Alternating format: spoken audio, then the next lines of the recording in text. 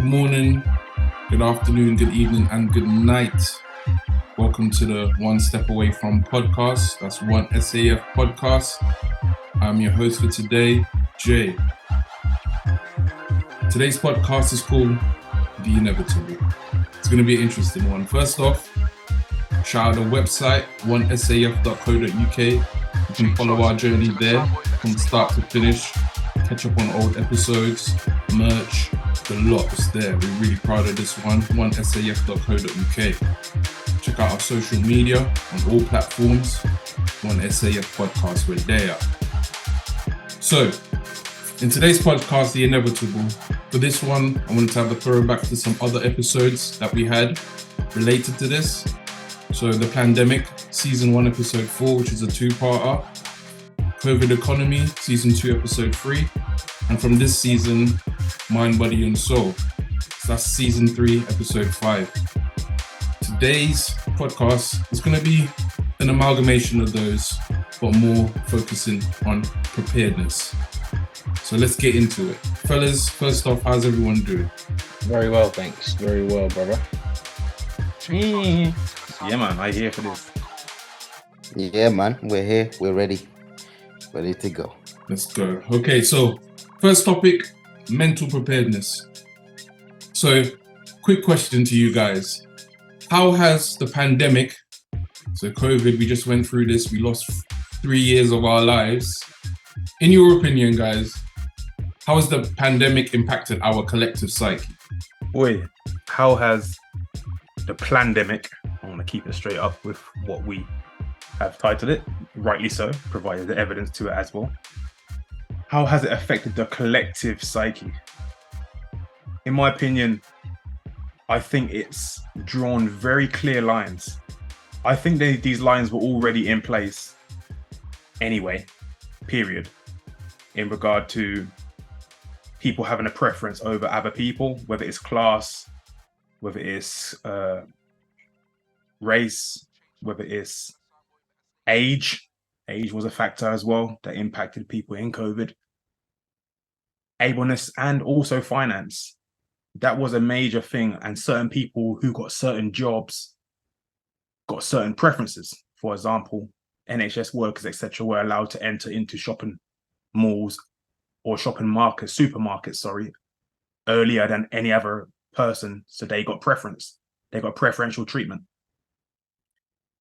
We saw how businesses as well thrived, from small local businesses to large corporations, how they thrived by increasing the price on certain items, that it was supply demand. We saw rationing, something that hasn't been seen since, I swear, like World War II. In the UK, we saw rationing, where you're only allowed to get one selection of eggs, one selection of paper towels, one selection of medication. You couldn't even go and buy medication. You couldn't even buy bags of rice or pasta in bulk. No, it's only 2 per customer. You couldn't even buy bottles of water in bulk. No, it's only 1 6-pack per customer. So we're seeing the signs of times here that gives red flags to what is to come in regard to how that impacted people's cultural mindset. It really made people know where they stand, who their allies are, who their enemy is, who they're willing to sacrifice, who they're willing and wanting to uphold and upkeep. And for those who are on the less fortunate side, it should have been an eye-opener to you by far. It caused the essence of, or a decrease in social interaction, social comfortability.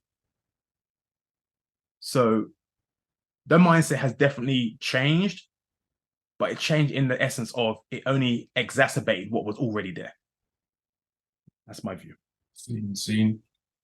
Yeah, I think personally, just touching on what you said, Jay, I personally feel I've gained 3 years rather than lost 3 years, but I understand what you meant by when you said that. But from a personal point of view, in terms of psyche, I actually think I've gained 3 years of my life, which is probably a rare thing for someone to say.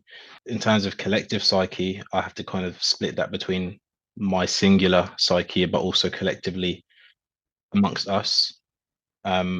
it's made me question everything and everyone. It's also made me mentally stronger, but it's also kind of ticked the box in my own brain to confirm that I know I have the mental fortitude to be able to survive. So I say mental because there's a difference between physical and mental. But that pandemic, I thought I knew it already, but it only you can always theorize things. But it took something to act like that to actually happen to be put in action to test your mental fortitude, and I feel that I achieved that. Collectively, I think we became closer as people, not only just us in terms of our the podcast brothers and the business, but also as people, because a lot of things happened in our community and in our culture during that time, and that brought a lot of people together. But also, it's made us stronger because we've been able to do a lot of building, a lot of physical and mental building. So that's kind of the highlights of how I feel the pandemic has impacted our psyche. Yeah, man. I second everything you said on the individual side there, for myself as well.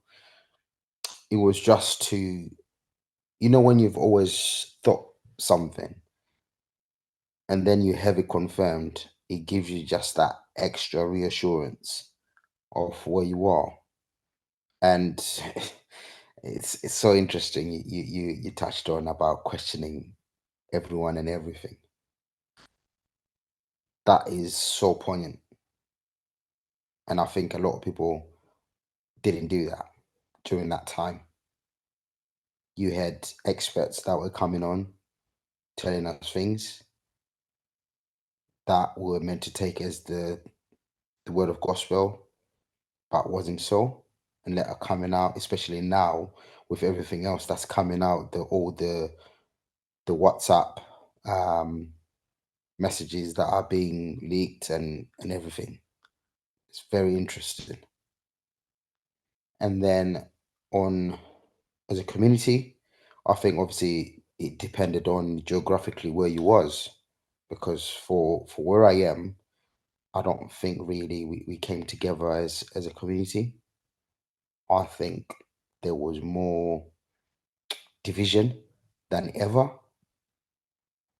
Even when the time you were allowed to go for a walk, you'll be walking down the road and someone will cross the road just so your paths don't cross, right? So you'd start to look at each other as suspect now. Like, I don't want nothing you got. I don't want to breathe the same air as you're breathing. That's how it was. And it brought out this selfishness in people, even like Kay alluded to in terms of rationing.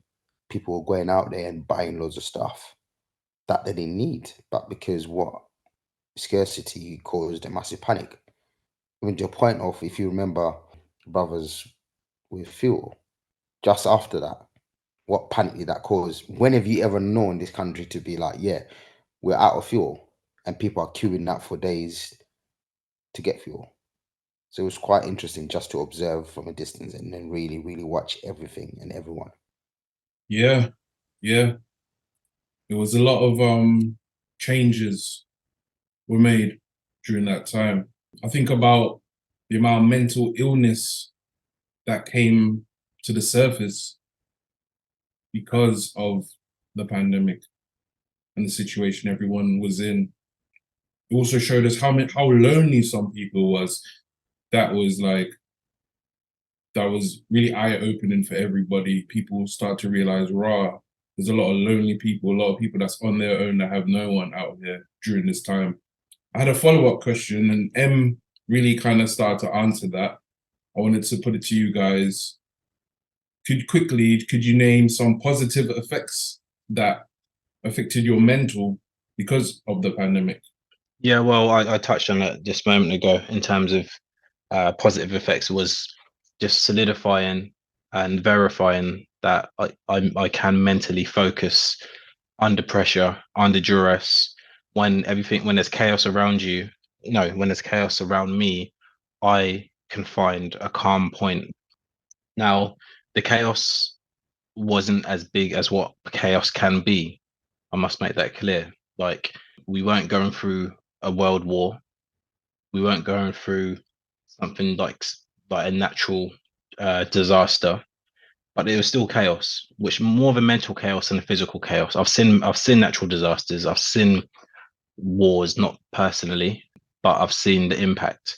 So yeah, I think positively it just made me realize, okay, when there's chaos, yes, there might be a bit of worry, anxiety, but can you compartmentalize that, especially when you've got other people around you, whether it's family members, partners, like that may not fully be on the same wavelength at that point. They might be panicking about this or whatever. Can you be the one, or can I be the one that can find that calmness when it's needed the most? And personally, I feel I found that. I said from day one, we will be fine. Don't worry. I had to make that clear, and we got through it, man. We got through it. So yeah, positively, it is more the mental side, and I actually enjoyed it. I like going for walks when there's no cars on the street. I'm sure you guys can remember like the air felt cleaner. It genuinely Yep. felt cleaner. 100. Like Peace. so, that's why I say I gained 3 years, because I felt peace, I felt calmness.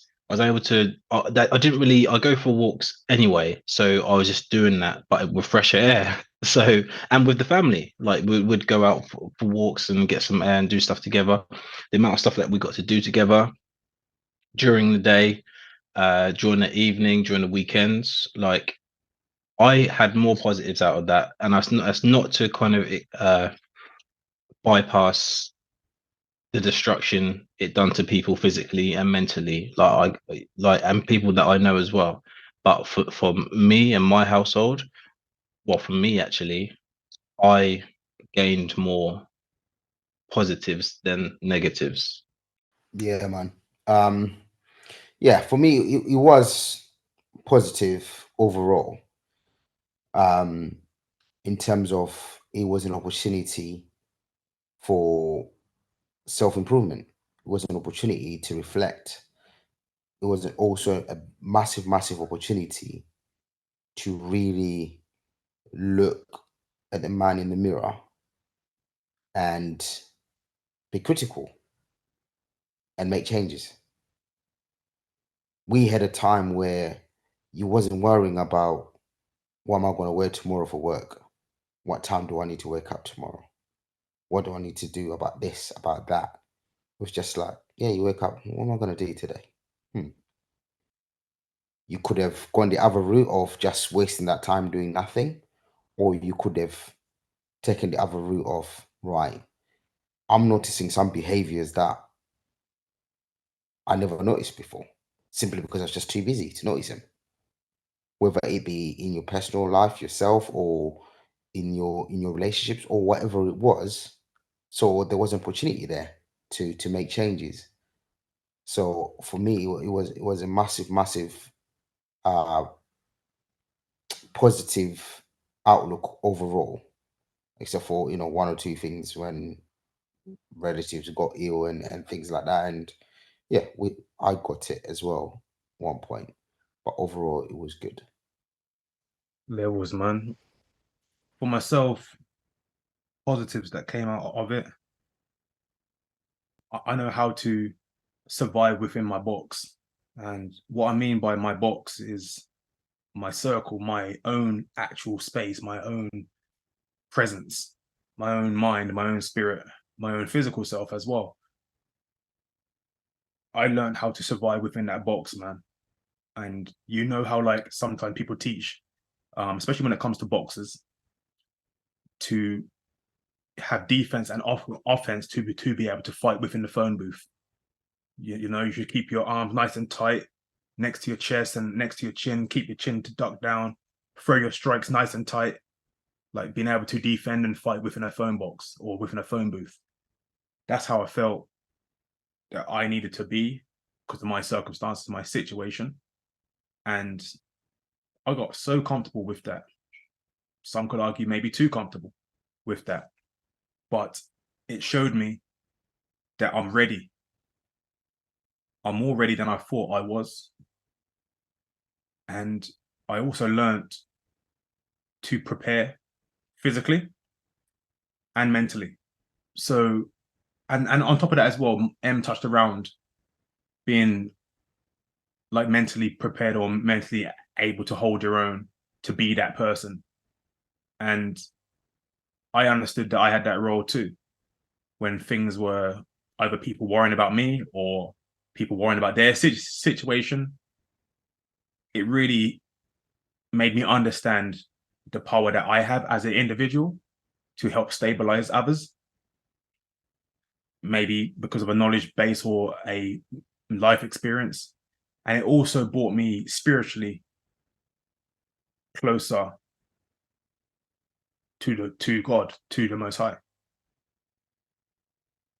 It was a time for me to reflect on myself, the decisions that I've made, and where I want to be in future. And I've made these steps beyond COVID. I think that's a good point to make. It wasn't just a COVID moment. I didn't get a epiphany during COVID, and then you know what happens in times of crisis, similar to people who go out and get drunk on a weekend. I'll never drink again, and then you feel better, so you end up dipping back into it. That is not my experience of COVID. I went through it. I had a lot of challenges, but a lot of positives that came out of it are life lessons that I've learned, actual life lessons that has changed me forever for the better.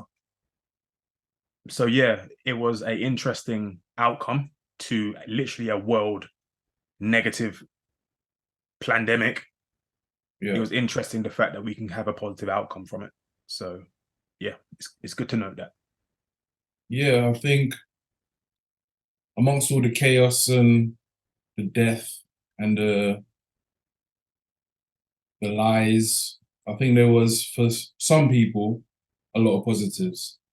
And I mean, I think it would be ignorant or irresponsible to think that this won't happen again in some shape or form or fashion. So being mentally prepared is key, because we see, just like COVID, they're doing simulations for other diseases, airborne, whatever, passing through human, like seers, and straight after COVID, there was the monkeypox outbreak and all these sort of things that they threw at us constantly. And they're going to keep throwing at us as time goes by. So we never know which one's going to happen or when. So I think being mentally prepared is key to survival. So, Kay, I'll ask you first. What role does physical fitness play in overall preparedness? Okay, I think that's a very prominent point. Physical preparedness was key for me and literally everyone else, to the point that if you wasn't physically prepared, able, you got left out. Simple. If it wasn't for charity organizations, family and friends, if you're elderly and couldn't get out, you are going to starve. It's that deep. If you wasn't able to take your COVID tests or order them in, you were left in the lurch in terms of how to know. If you wasn't able to get up and get physical, do you understand how many people put on weight during COVID? Do you actually understand how many people have got the COVID belly as it's because there was a essence of, if society stops, I got to stop.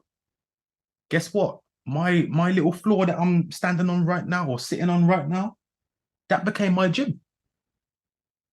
That became my gym. My gym originally was my bedroom floor as a child. I've done all sorts. I just reverted back to it. The gym that I pay for and go to is an addition. Keep that in mind. It's an addition to my fitness. It's not what I need to be fit. I went out to parks, doing pull-ups, dips, walking lunges, walking up hills with weighted vests, skipping in the parks. When it rained, I was inside here. I got my little dumbbells. I used to stuff my rucksack. It's the old school thing with the Bergens, with loads of tins of food, just to put weight in that. And I used to go for hikes. just to keep my legs in check, keep my upper back and my lower back in check, keep my shoulders in check. The other part of the physical side as well was not being in the physical mayhem. And what do I mean by that? Just because the news says that pasta's running out, I had the wherewithal to already have packets of pasta in my cupboards.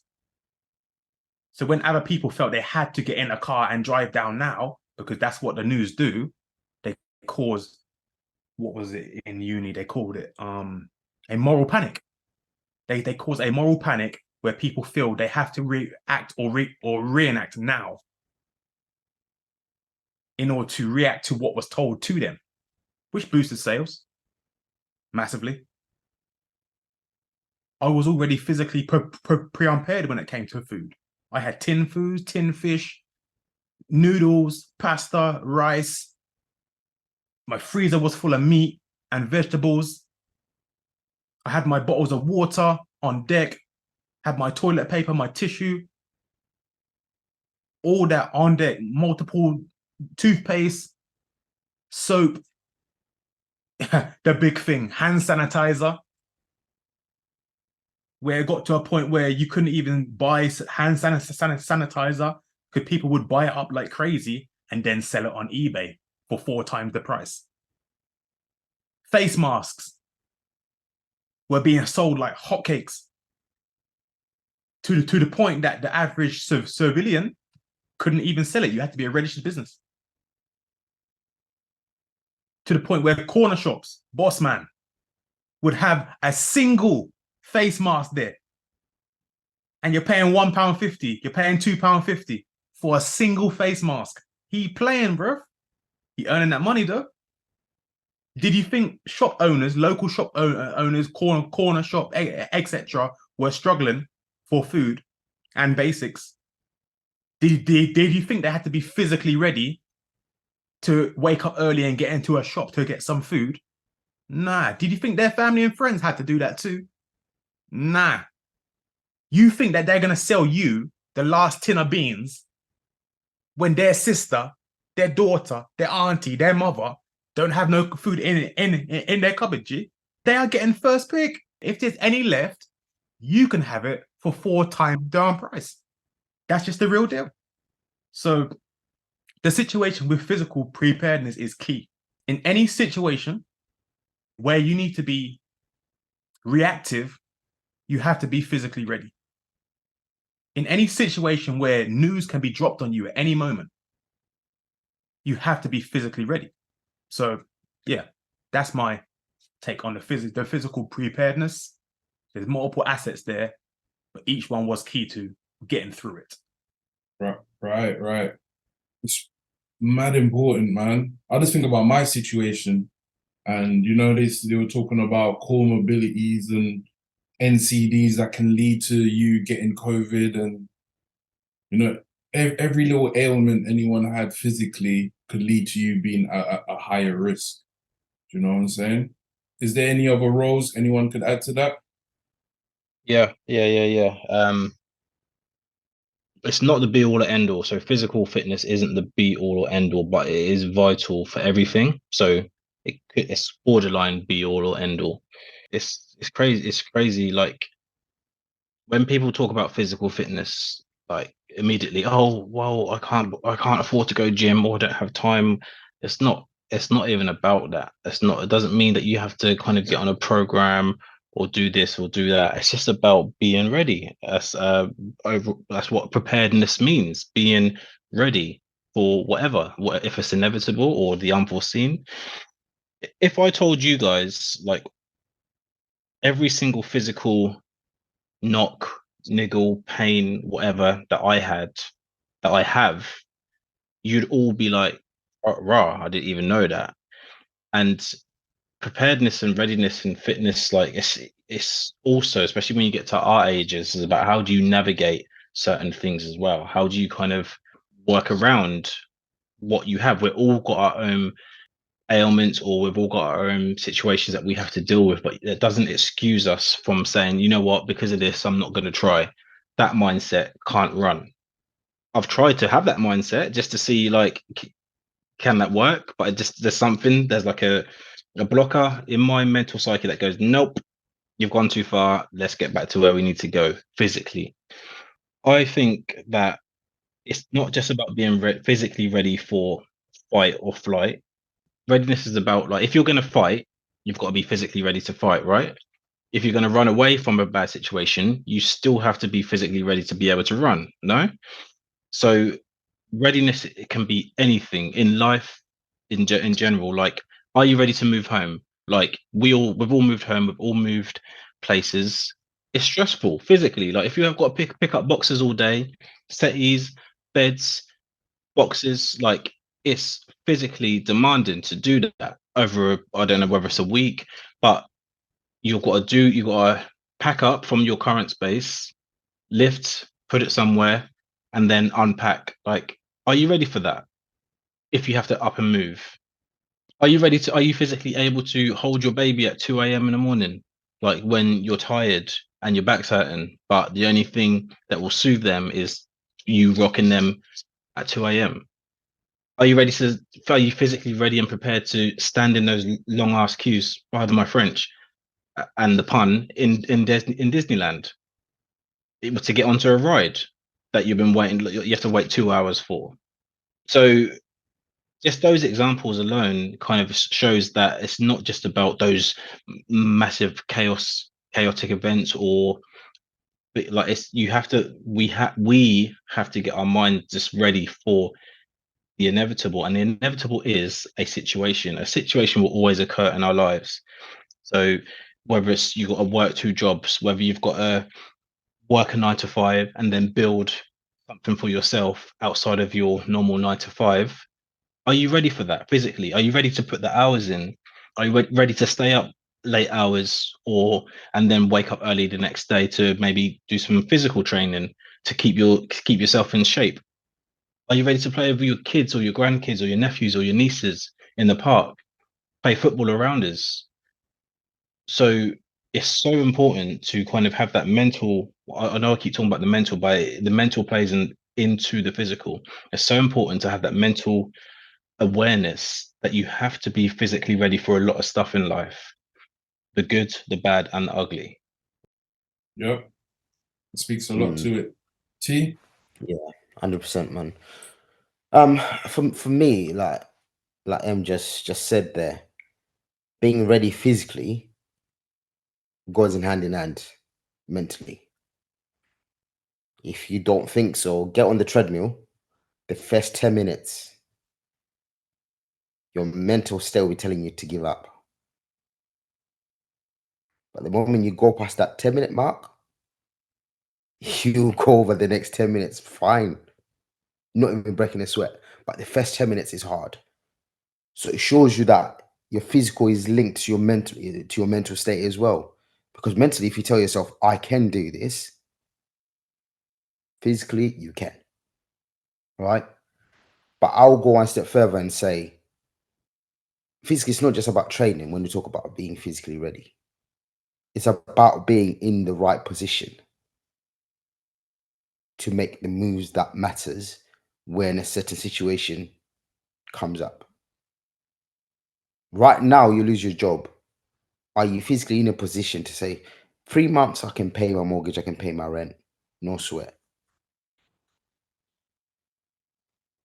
That's the biggest outgoing for most people. Are you ready? Right? Are you ready to say, if I lost my job tomorrow, I won't go hungry because I know I will have something to do. Those are some of the things that we need to be thinking about, viewers and listeners. Whether you're a single parent or you're in a relationship, are you ready to say, right, okay, another lockdown has come up. Am I ready to go out there and face the world? Make sure that I bring food back. Because that was one of the biggest challenges for a lot of mothers out there during that time. And also, have we learned something from what's happened? Because if we haven't, then we haven't evolved as people, and we need to constantly evolve. that lockdown must have been a massive alarm bell for a lot of people to get their act together, to be ready physically, mentally, because it's not the last time. Something like this is going to come up again, and when it does, are you going to be ready to make a move? Kay alluded to it earlier and said some people made a lot of money during that time. If it happens again, do you think you'll be ready to make more money, just like everyone else, or you'll be on the losing end again? Ooh, it's real. It's actually real. And I love the fact that you all spoke to the being physically prepared in terms of being in shape and the importance of that. But like Em said, it's not necessarily the be all and end all. There's other types of physical preparedness that you can have, like both T and K said. Do you know what I'm saying? Are you in a position to do certain things when certain things occur? Do you know what I'm saying? Are you in a position to take opportunity out of chaos? So these things that we talk about, and you all also mentioned the mental, and like Em said, yeah, the mental comes first. Without the mental, without being mentally prepared, your mind can't tell your body to make that move, or it's much harder for that to happen. So as much as you need to be physically prepared, your mental, it all starts with your mental. But these are things that we can control. This is us, it's our mind, it's our body. But when you look at the landscape of where we live in the Western world, how medicine is practiced, we saw what happened with the jabs. We saw how they forced people to get the jabs. We saw the health complications that came out of people taking the jabs. Then we look at the food we consume. Do you know what I'm saying? Look at the products we use. Just the other day, I just realized that certain deodorants carry cancer-causing ingredients. And we use these deodorants every day like normal. So, to you guys, do you believe what we consume on a daily basis, these products that these corporations give us, do you think it's purposeful so that we kind of remain physically ill-prepared? Absolutely, 100% without a doubt. If the answer was anything opposite to that, then half the foods, half the pharmaceutical products, and 100% of the, I guess, what would you call it, cigarette industry, smoking industry would not actually be a thing at all. So not only is it a money-making exercise to have these things that prohibit us from being the best versions of ourselves physically, which will then make us mentally better. The whole healthcare industry and pharmaceutical industry, that's kind of like just something. So around my area, we've got a food establishment, two food establishments next to each other, and they're completely different types of food. One's traditionally known from a different European country, and another one is traditionally British. So what one's like a chip shop, and another one's like another restaurant. They're both owned by the same people, so they're getting two bites of the cherry in terms of like who's going to be coming in that way. That's exactly the same as the pharmaceutical industry and the healthcare industry. Like the pharmaceutical industry relies on us not to be well. It relies on us to, and actually, I'm going to take that back, because I'm sure there are some genuine people out there that want to help people, and there's genuine professionals and experts that want to find cures for certain things. But for the main part, you will make more money out of people that have ailments where you can keep giving them repeat prescriptions or vaccinations or whatever it is. So I should have just said, yeah, absolutely, because that's pretty much what I mean.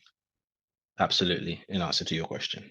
Yeah, it's a difficult one for me, because obviously, like Em just said there, you've got people who are genuinely interested in helping people, who are researching these drugs and they are doing the trials and everything like that. Yeah, But yeah. There's at the definitely top, people out there that have good intentions when it comes to finding cures and remedies for certain things. But I'm more like generally like on the majority of them, do they really have our best interests at heart? This is where the question comes in, and it's difficult, because when you look at who actually made the most amount of money during lockdown, it was pharmaceutical companies, Yep. Big right? pharma. Right. So then that answers itself, right? But obviously you hear people that was like, oh no, we do research, we do this, we do that. But you made the most. You benefited the most in the worst time of people's need. You were raking it in. They didn't say, oh, we made too much money this year, but we know people went through hardships. Let's pump that money back in. We only need this much for research. The rest, we can pump it back in. So when you start to look at those things, you will come to an answer. This isn't about influencing anyone like, oh, this was wrong, this was right. Viewers and listeners, you got to ask questions. And when you find the answers, you make up your mind based on that. It's as simple as that. Like you mentioned, Jay, earlier about stuff like deodorant have got poison and stuff like that. Some people are just looking at the financial gain. They might not necessarily look at how dangerous it is, because their number one objective is the monetary gain. But then one hand feeds the other, and everyone benefits. Yeah. Man, 100%. I can't disagree with there being some arbitrary organizations that are absolutely pushing for the ill health of people and to reduce their ability to be physically prepared, knowledge-wise. Now, what do I mean by that? The General J, have generally removed our knowledge and know-how on how to cultivate land and create products that are naturally from the earth. Our body is designed to intake products that are naturally given from the earth, right? If you look at what's on the shelves, when it comes down to saving time, remember, because the whole currency is about saving time. The more money you have means by spending that money, you save yourself time. If you are not having the ability to buy enriched foods that someone else can make for you, then it means you're going to have to spend time to prepare that enriched foods, or you start buying tin foods, you start buying fast foods, you start jumping on to Just Eat and Deliveroo and all stuff like that, just to bring yourself food that's already made. But what's in that food? You haven't prepared that. And trust me, them businesses are only interested in one thing, and it's not your health, it's your bank account. It's your bank account. And because of the society that we live in, where we're always rush, here, there, okay, that's happening there, this, that time, we live by diaries, we live by calendars. We are interested in anything that can save us time. So if I can cut preparing food out and something else can slot itself in, so be it. If it saves me time, right? It's a good thing, right? But the products that are in that, the chemicals, the compounds, the level of saturated fat is just not what we're naturally meant to intake. Period. The level of sugar, the level of salt, we're not meant to intake these things. Period. But we are so used to it that it's become more normal than grabbing a fruit from a tree and eating it. Guarantee any child, or most children, would be more worried about grabbing a strange fruit that they've never seen than grabbing a chocolate bar that they've never seen before. But they'll probably be more willing to open that chocolate bar and eat it. Whereas the fruit, they might look, be a little bit questioning, I'm not too sure. And they might have to have their parents go first and show them that it's okay. But the willingness, they've reduced that from the psyche. That's what food companies have done. And I believe that backed by pharmaceutical and health services too.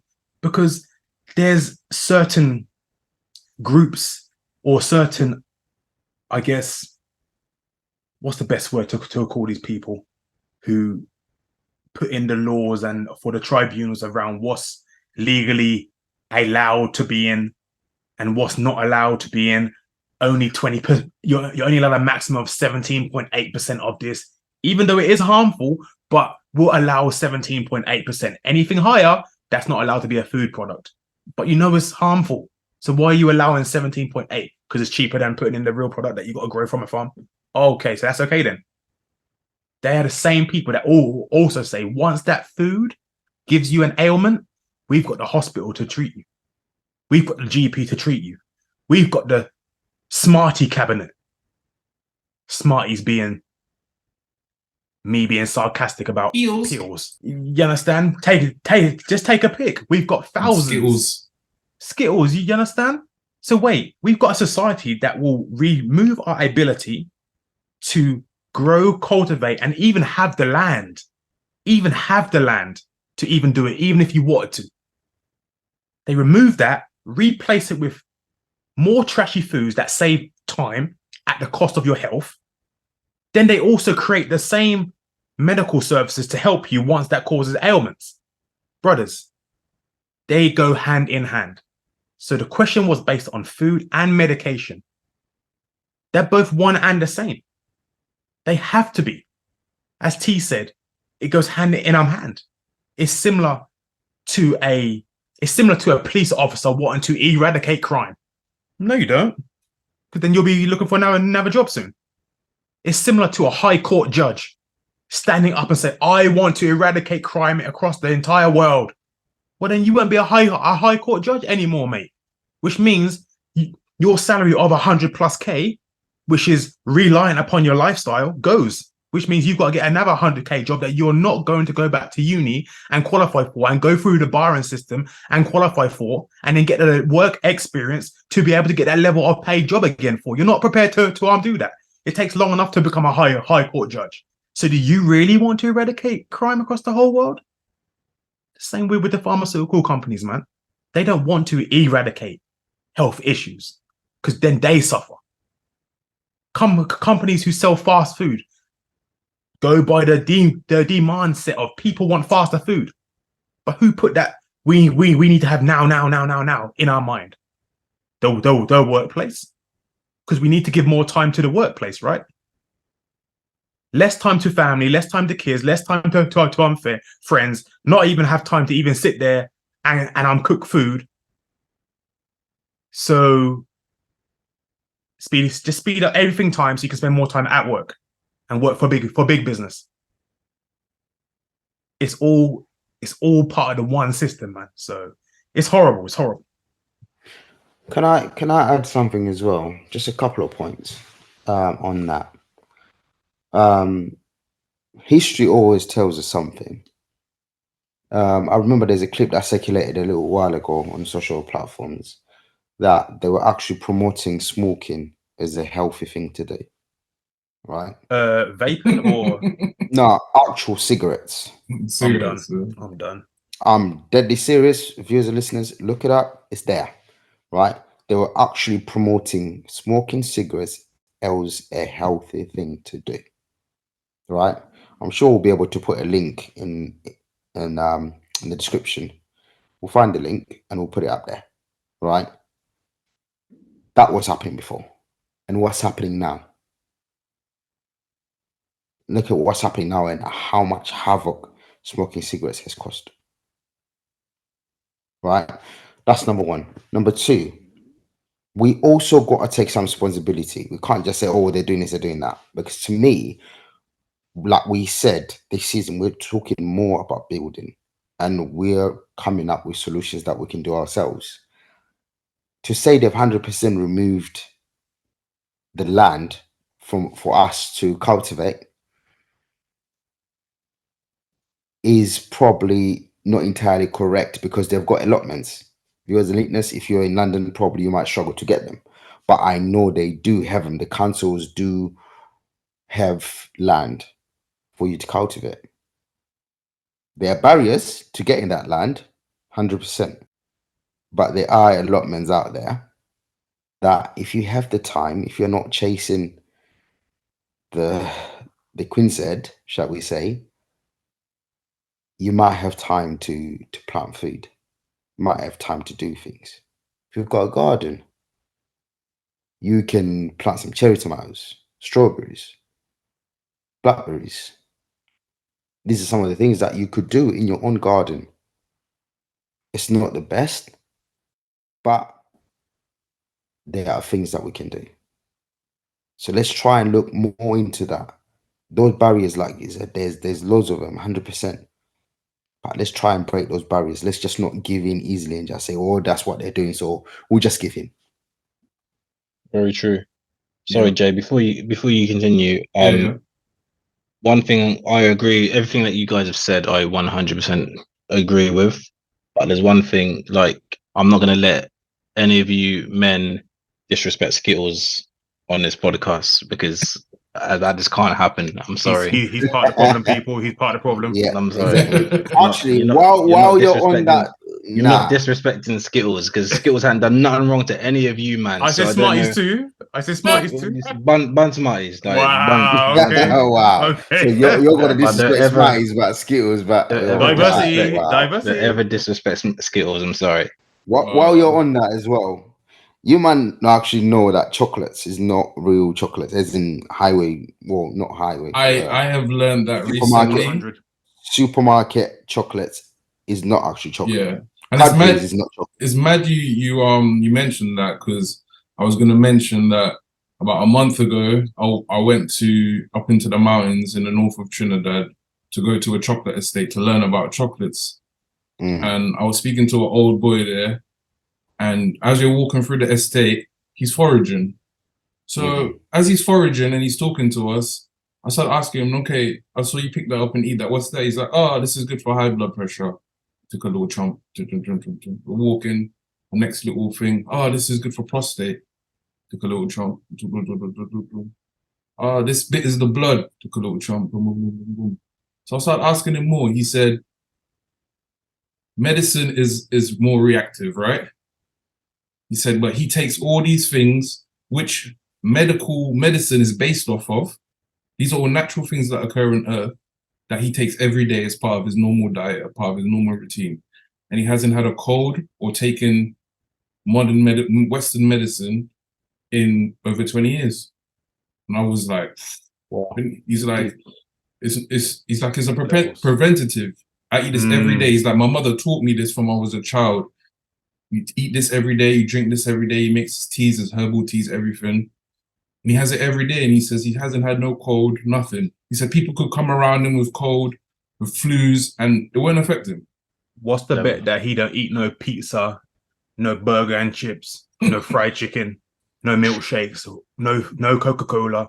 What's the betting that he don't eat or consume none of that business? You know what I'm saying? They eat all natural. And it was him and his wife that, to what T said, told me that Cadbury's and Nestle, they're not considered chocolate. They're actually considered candy because they have less than 50% chocolate content. Yep. It's actually, it's way less than 50. Yeah, it's way less than 50. He was being modest to some of the companies, but anything less than 50% chocolate is not considered chocolate. It's considered candy. It's sugar. Yeah, it's considered candy. So that's mad. That's. I did not know that. You've been lied to. Yeah, man. This is the thing. Americans have been calling it candy for the longest time, though. Still, so. Yeah. There you go. There you go. So it's hidden in plain sight because, like Jay just said, we had a similar thing where it was a course about chocolate, and you learn a lot. You then realize actually, Cadbury is it's a lie. Put it plain and simple. Whoa! Allegedly, you need to put allegedly in there, mate. No, it's actually it's proven. It's proven. It's not. But obviously, they control the narrative, so they can spin it however they want. Yeah, but you have to add context to that. Like what we just said, I chocolate think someone is secretly not chocolate. Cadbury chocolate working is not chocolate. for some Skittles and Cadbury companies. He's working for the yeah, but you can't. conglomerates. I think he's working for Nestle and all that. Man's just saying Cadbury's is a lie, straight up. Like, well, they brand their products as chocolates, but it's not. But do they though? Yeah, they do Cadbury chocolate. I don't think they've done that recently. Wait. Do Playing you the know that? semantic games. No, hold up. Do you know that? Yeah. Oh, so you do that? They haven't marketed their product as chocolate. No, Recently. they have marketed their chocolate. Their chocolate. What? product. Where? What? Who? They have marketed their products. Anyway, as while we chocolate, arguing obviously. about Cadbury's, all right? I've got a game for you guys. Yeah, one Cadbury's. Yeah, I got a game for you guys. Yeah. Yeah, Wow. go on, bro. So I'm gonna set the scenario. There has been a global catastrophe, right? It's you and your immediate family. So in this scenario, we're not anywhere close to each other. We don't have contact. We don't even have knowledge of each other. Yeah. I'm gonna ask you either or questions, and I want people to answer this as quick as possible. Doesn't need an explanation, nothing like that. Yeah. So I'm gonna go T first. All right. Question 1. In a post-apocalyptic world, would you prioritize building alliances with other survivor groups or maintain independence to avoid potential conflict? So would you prioritize alliances with other groups or to stay independent? So independent is you and your immediate people, or would you go out looking for other people? That's a good question. That when you say me and my immediate people, what do you mean? Like in terms of my brothers, Your brothers, my your family, immediate or- family, your close family. Who's your family? Your mothers, your father, your wife, your brothers. Yeah, your clan, basically, your core clan. Come on, man! It's a quick fire. It's a quick fire. Family, man. Family for me. So you would prefer to maintain independence with your core tribe, yeah? Yep. Boom. M. Same. Okay. I want to add some more, but No. I'm about to answer. Jeez. Yeah, definitely my core group. What I consider my family. Obviously, that can be explained. Okay. But I do see the flaws in my decision. But that would be my natural. So do I. innate But he said quick decision. fire. So, yeah, I mean, which one? So based on personality types, you all, according to the psychologists, yeah, you're self-reliant, cautious, individualistic, and you prioritize avoiding conflicts and relying on your own resources. Right? So according to psychologists, that's what it is. Okay, second question. Whoa. Wait, we have to digest this. You can't No. We can Second discuss it question. after the game. We Come can on. discuss it after the game. No, We let can Jay do his thing, man. Come on, you can't. Don't worry about him, me. man. Don't worry about me. You can't usurp him. Let him do his thing. Yeah. I'm the question master. All right. Don't worry about my decisions. All right. So, boom. You and your core group now have found a plot of land where you can rebuild a community. Yeah. When forming the leadership structure, are you going to choose a democratic approach or a more authoritarian approach? M. Authoritarian. K. That was easy. It's authoritarian. T. You haven't got to ask me, bro. You already know. It's a hat trick. It's a hat trick. You already know. T's going liberal. T's going liberal. Okay, so according to the personality types, you're more decisive, structured, and you have an authoritative personality, yeah? So you prioritize efficiency and clear directions in decision making. 100. Yeah? Allegedly. Allegedly. Is this ringing true to everyone? There's a lot of traits that match. The only part though I've got a query with is the first question that he says you prioritize avoiding conflict. I don't, so I'm sorry. I don't agree with that thing. I don't mind conflict. I will happily have that. Is that a Napoleon complex? Ooh, hey, this is not the platform. Wow. We're gonna chat in it after. Yeah. Okay, question 3. Right? Okay, you're going first. Would you choose to prioritize securing a sustainable food source for your community or to fortify your shelter against potential threats? It's a fortify thing for me. M? Food. E? It's a difficult one, man. Because either one leaves you vulnerable.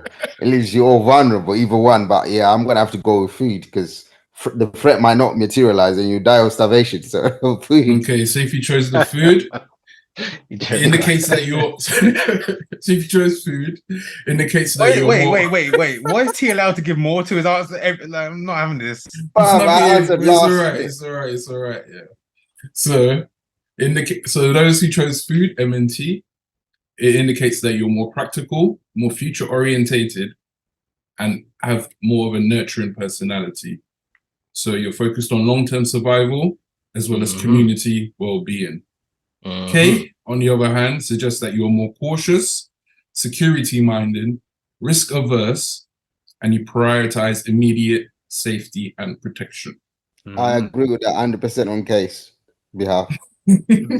Basically, we would make a good set of generals to run a nation. That's what I'm hearing.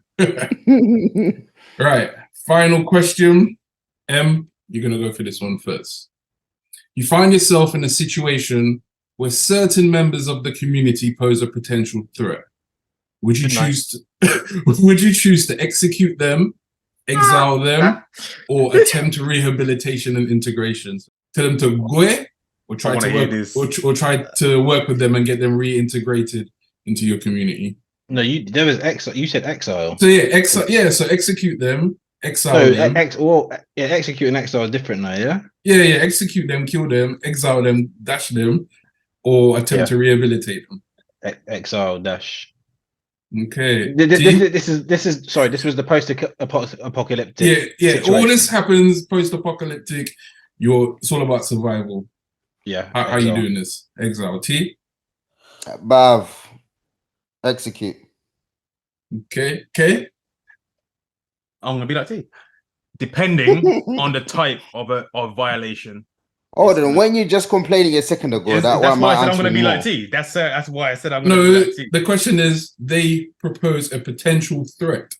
It's gonna have to be gone, man. I can't risk the horde. I can't risk the horde.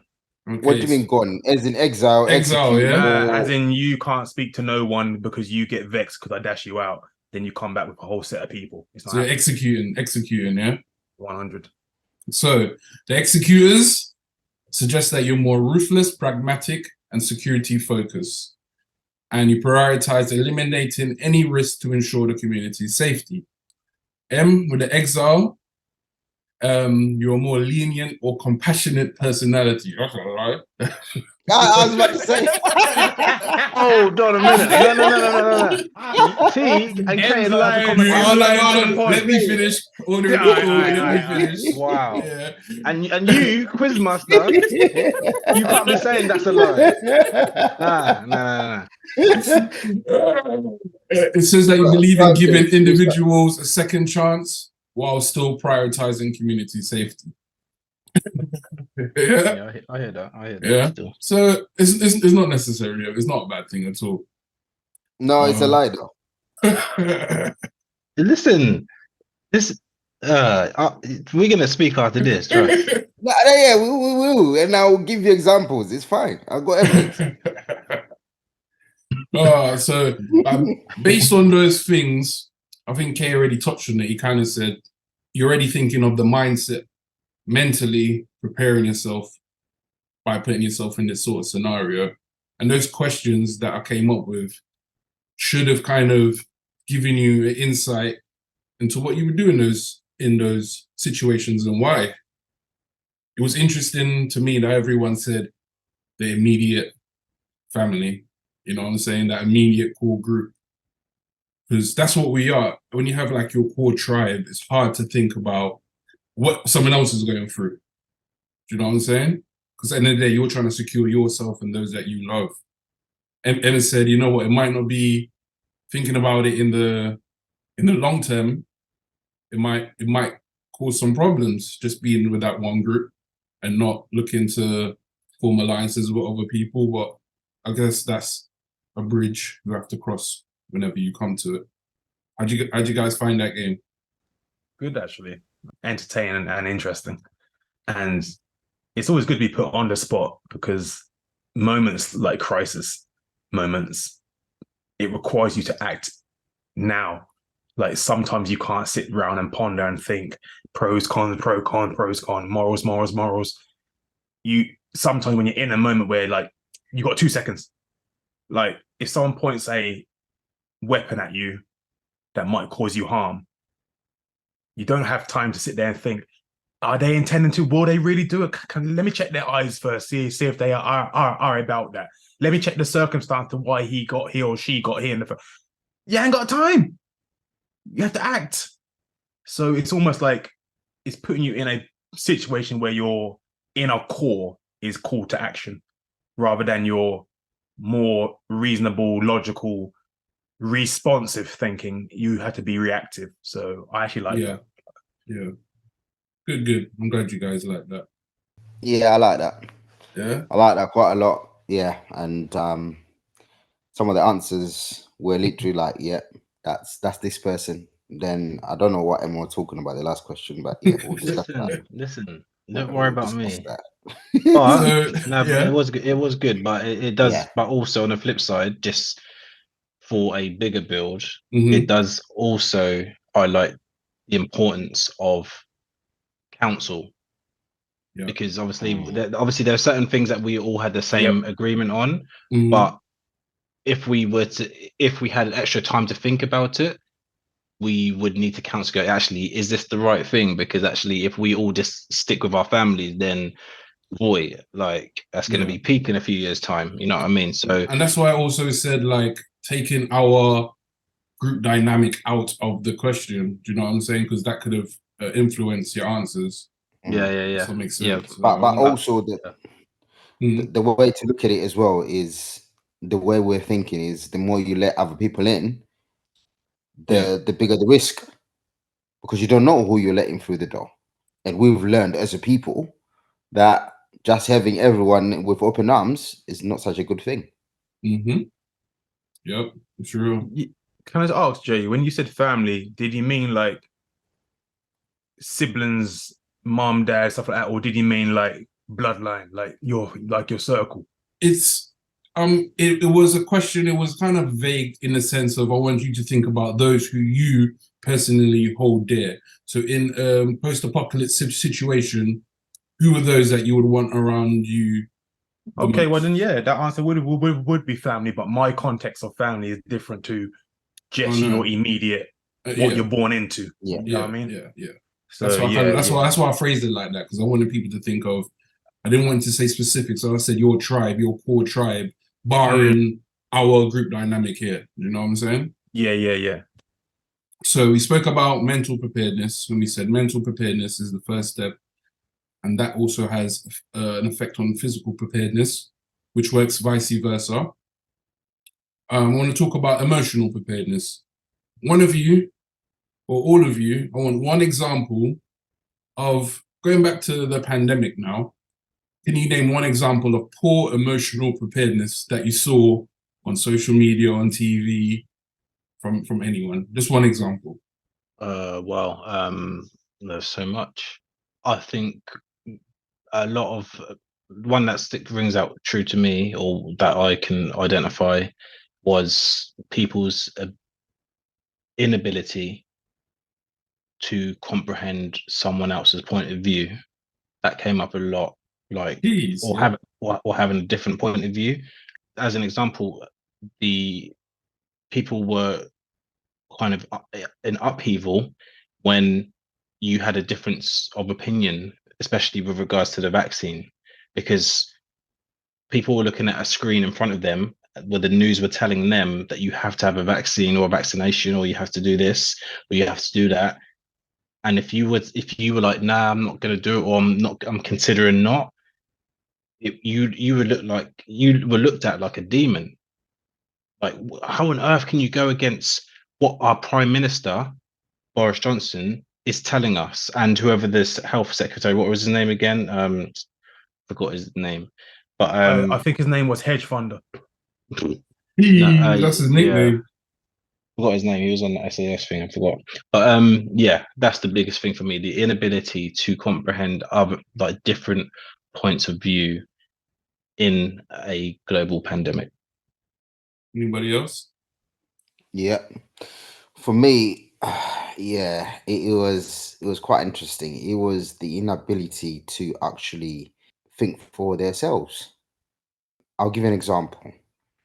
We were told the guiding rules of social distancing.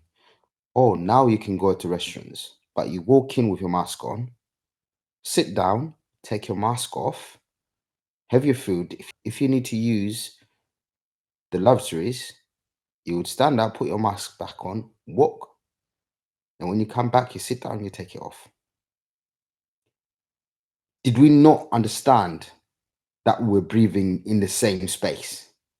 That whatever we had would be around the same area when we're eating? What difference was it making? There was none. But those were some of the guidance that we were given and abided by without question, like that.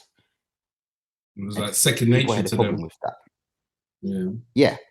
And if you tried to use your common sense and say, hold on a minute, I'm literally taking off my mask and sitting next to you.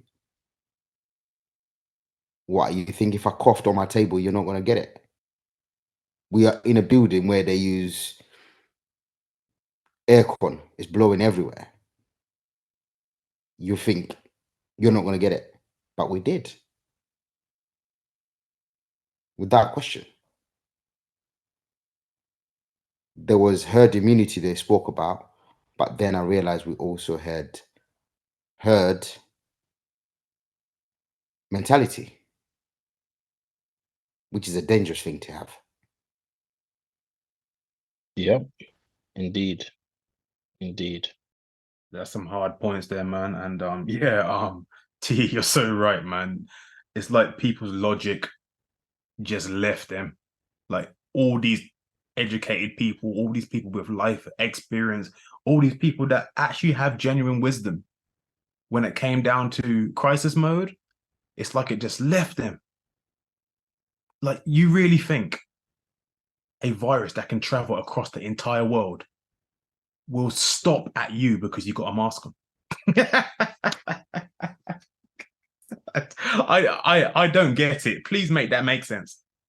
And what it reminds me of is I don't know if you guys remember Simpsons, when Homer would say like TV said so. Like yeah, I mean he would see TV as a arbitrary like voice in a box that had to be listened to and it was never wrong. That's how it seemed like during that time.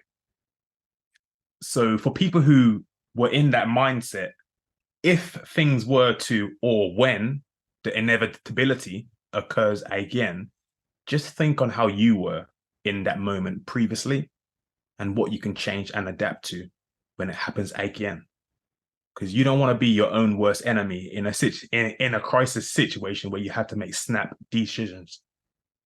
So that's what that reminded me of. It reminded me of the same people who mistrust the government, the same people who know that these politicians lie but will still go out and vote, the same people that will push for other people to vote knowing that they're voting for a lesser of two evils, meaning that you're still voting for evil, will then go and listen to the same voice because TV said so. Yeah. Yeah, it's a deep one, man. It's really a deep one. I think that whole COVID situation really showed you how emotionally vulnerable society was, and how quick we was as a society to just give in. And like you said, that herd mentality. Okay, everyone's doing it, I gotta do it.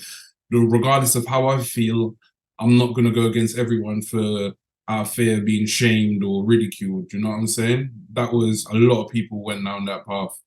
And it was only a very few who stood out against it. And those who stood out against it, they were cancelled. They were blacklisted.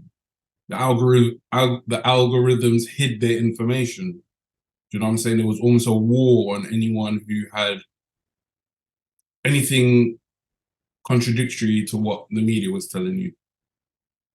I had a question on tips that you can give people to cultivate emotional intelligence, right? But I think you kind of answered it during this conversation. I think being mentally prepared and being which in turn leads to being physically prepared, is a good way to cultivate that emotional intelligence, because you're looking at a situation and thinking, okay, something like this happened, this is how I am going to react. And the physical preparedness says, if it happens, I know I can react in any way I see fit for survival. So I don't know if anybody wants to add to that, but I thought we kind of already answered that question. Yeah, Jay, I do want to add to that, because just a tip on con artists or people who use pressure to get their own way. This is just in general. Of course, we can link it to the COVID situation, but just in general, people who normally give you no time to answer and want you to answer quick now, before it's too late, before it goes wrong, before now you need to answer now. Look, I need to know your answer before I leave. Because once I leave, I don't know whether I'm going to have any more of them left, anything like. Usually, that's selling you snake oil. People who try to get you to pressure buy. People who tell you this is the last lot. People who tell you, look, I'm not going to give anyone else this. I'm deal better than this. This only happens once here. All that stuff. Just wait and see what happens. Like, just logically say in your head, if you miss out on this, am I done? Is that it? Will I have no more other opportunity? Once you start asking yourself them questions, you're like, I'm obviously going to get another opportunity. It might be better. This can't be the only. Why is it he's got it? If this is so valuable, why is he even giving it to me? What? Wouldn't he keep that for himself? Because the whole purpose of a pressure buy, a pressure sales, a con artist, the whole purpose of that is to give you no time to think, is to make you reactionary rather than responsive. It's okay to wait and think. That was a very good piece of knowledge that was given to me by my late granddad, was just to stop. Just to stop. Whenever you're put in a moment that might feel like someone's trying to pressure you or to rush you or to stress you, just stop, and you'll be interested in what happens. Stop, wait, research, question, ask yourself questions, think. Respond when you're ready, not when the person wants you to. Just doing that alone will just help you to have more, what's the word? I don't want to use the word independence, but more, I forgot the word, it's on the tip of my tongue. More agency. It will help to have you more agency in the decisions that you make. Yeah, it's real. Another reason why I kind of asked the either or question based on having that core unit is I think emotional preparedness should be shared. Do you know what I'm saying? And it's important that it's shared with others. That helps build a stronger community. Don't you guys think? 100%. 100%. But fundamentally, stronger households, if just directly speaking. Yeah. Yeah. I think the most important thing for me is just independence, really. The independence of thinking for yourself, like Kay touched on, and just think for don't like again, we'll go back to the pandemic. Yeah, one thing that was clear to me is the people that call themselves experts, some of them are not. They might be experts, but they've got their own agendas. So whatever someone tells you, make it make sense for yourself. If you've got that independence just to think for yourself and really think logically, nah, that doesn't make sense to me, then it doesn't. No one can convince you otherwise. You can have someone up come and say, oh, we've done our research, we've done this. We saw what they did with the vaccines. Yeah. They came out and said, hey, we've done the research, it's been passed. And what's happening now? How many lawsuits are going through now in America and other places? What effects are other people suffering from now? So this was a massive lesson for people to learn. Think for yourself, be self-critical in anything that you do. I'm not going to have anyone influence my decision. I will listen to your advice and I'll consider it. I'm not going to take your advice and completely apply it. I'll say, what do you think about that? Yeah, I think do this, do that. Okay, thank you. I'm not going to do exactly what you said. I'll think about what you said and actually, yeah, you've got a point there. No, that one I won't listen. I'll take that. I'll leave that. You get somewhere. Yep. Levels, man, levels. So we talked about mental preparedness again, physical preparedness, emotional preparedness. I want to talk about preparing for the inevitable. So final question to you guys, yeah? I don't know how to phrase this. What is the likelihood of another pandemic or post-apocalyptic scenario? We already see what's going on in the world right now. Yeah, we already see wars, rumors of wars, nuclear war, biological warfare. So in your lifetime, what do you think of there being a life-changing scenario like that? And are you and your family prepared? Whoever wants to go first, jump in. I'll jump in because this is one that I have to question how prepared I am. If you believe in a good book, the Bible, then it's 100% inevitable that more is to come. I'm afraid. Well, I say I'm afraid, but I don't mean it like that. But it's inevitable. It's written. It's what we've seen, and I don't want to get all dark, whatever. But like, we have a platform here to speak our truths and to build. And some people would say, "Well, why are you building if this is inevitable?" Well, that's deeper than that, really, and it's more complex than that. But inevitably, yeah, I do personally believe there is more to come. Everything that's happened has been written in that same book. Things that have happened in history, you can pinpoint moments in certain books in the Bible, Daniel being one. I'll always draw for that one first. So yeah, I don't want to go, I don't know if this is the right episode to go right deep into it, but we have seen enough to know that no human, no man, no like flesh and bone has been able to solve this whole or create world peace or to put an end to all wars. Like that's never happened. So we have to ask ourselves, can it happen? And if it can happen, who can do it if a man can't? Then the ultimate answer is, well, it has to be something higher and more superior than a man. I know I'm going down this the path, but this is our problem. We keep voting, we keep putting our faith in humans to make a change to things that they can't physically change and control. So, Or they don't even want to try to. That's the scary part. I think part of it is that that's an easier option. If I put my faith in this man, when the time comes, I can still I can just imagine it. But when the time comes, it won't be, oh, these are all my transgressions over my life. But it was because he told me that there will still be these people that will be like, oh, exactly. But we know what time it is, or we know what time it can be. Now, is it going to happen in my lifetime? No one knows that answer apart from one or maybe two beings in the universe. So I'm going to leave it at that. But if people, listeners, read between the lines, or if you don't read between the lines at all, then drop some comments, man. If you don't believe or you've got a different view on it, let us know, because once again, listening and understanding other people's mindsets is vitally important.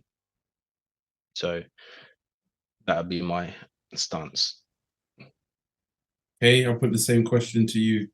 What is the likelihood of this scenario that we're talking about happening in your lifetime? And are you and your family prepared? In regard to my lifetime, no one knows the time. However, there are signs that are indicating yes. Me and my family in the wider speak, not just my immediate bloodline, prepared? No. Is there a lot more that needs to be done? Yes. And I stand by M as well in regard to the good book. And in fact, I'll take it one step further, and I do have a verse to read out. And that is Revelation 6:15 down to 17. And it says here, and the kings of the earth, and the great men, and the rich men, and the chief captains, and the mighty men, and every bondman, and every free man, hid themselves in the dens and in the rocks of the mountains, and said to the mountains and rocks, fall on us, and hide us from the face of him that sitteth on the throne, and from the wrath of the Lamb. For the great day of his wrath is come, and who shall be able to stand? The time is coming, and you need to know where you stand, because there is no middle ground. That's all I have to say to that. T, my brother, what do you think is the likelihood of this post-apocalyptic scenario being whatever form is going to happen in your lifetime, and are you and your family prepared for it? The likelihood is pretty much high, I would say, in my lifetime with the pandemic, or as we like to call it, the pandemic. I think that was a tester, and I think the results were resounding for the people that put that test out there. So it's more than likely, brothers, we have got more years ahead of us than behind us. I think a lot of people sometimes don't actually comprehend that. Yeah, we're in our phase. To me, I'm like, potentially I've got another 50, 60 ahead, God willing. So we've seen a lot of transformation in such a short space of time. Who remembers when we were using dial-up internet? How long ago was that? I'm too young for that. I don't know what you're talking about. Yeah, right. Hey, everyone knows AOL. Bro. Everyone knows AOL. Come Yeah, on. Do you know what I mean? AOL. If your mum was on the phone, you could have used the internet. At all. Yeah. And that's taken about 15 Yeah. years. Yeah. Look at where we are now. It's not AOL. That's AI. That's for another podcast. Exactly. So yeah, definitely, I think it's inevitable. Are we prepared? No. And it worries me, because one of the things I think that's going to be very, very important in the next few years is the ability to be financially independent. That's going to be the key. So yeah, sleeves are up. Yeah. Work is being done. Yeah. I hear that for real.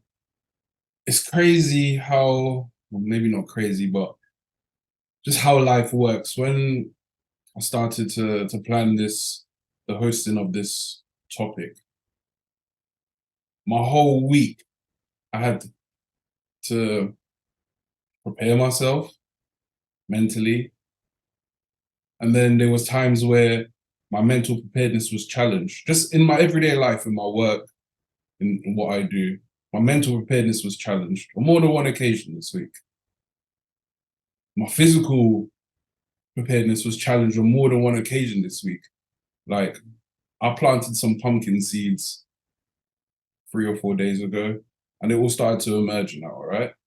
Where my farm is, there's a lot of small insects that eat these new seedlings. So I had to walk around my whole land and spray these pumpkins with insecticides, organic, of course. And it was hot. It was hot. And previously, the days before, it was raining, and I recently rotivated my land, so I'm wearing these boots, shout out to Kay. But I was stepping in heavy mud, but the sun was blazing down on me. and I've got a 5 litre gallon, a 5 litre spray can on my back, trotting through, looking for these things while the sun is beating down on me. And I was, at one point, I was just like, oh, this needs something cold. Something cold to drink. I was like, nah, you're not going back in until you spray all these pumpkins. You know what I'm saying? My emotional preparedness was challenged. Dealing with people as part of my job. Like, keep your composure. Do you know what I'm saying? You have to get over these hurdles. So yeah, this whole week has been kind of linked to this podcast. You know what I'm saying? I think the likelihood of something like that happening where it's post-apocalyptic is extremely high, man. Extremely high. To me, can happen any day now. And am my family prepared? No.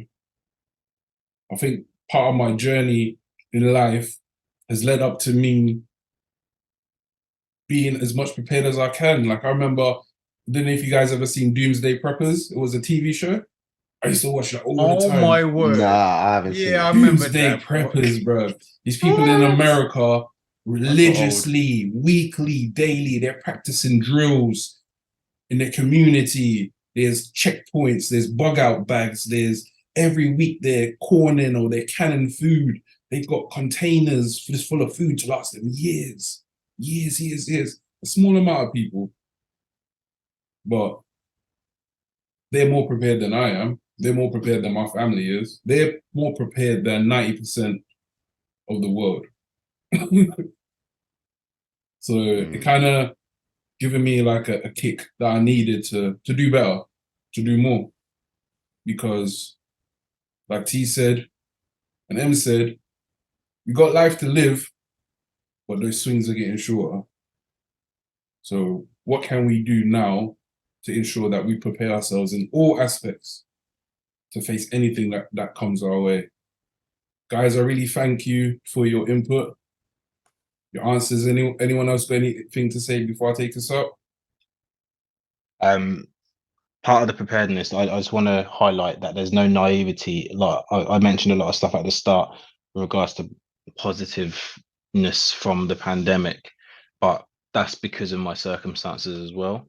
Obviously, the major change was just, or the opportunity was still being able to work and do what I do day to day from the confines of my own home.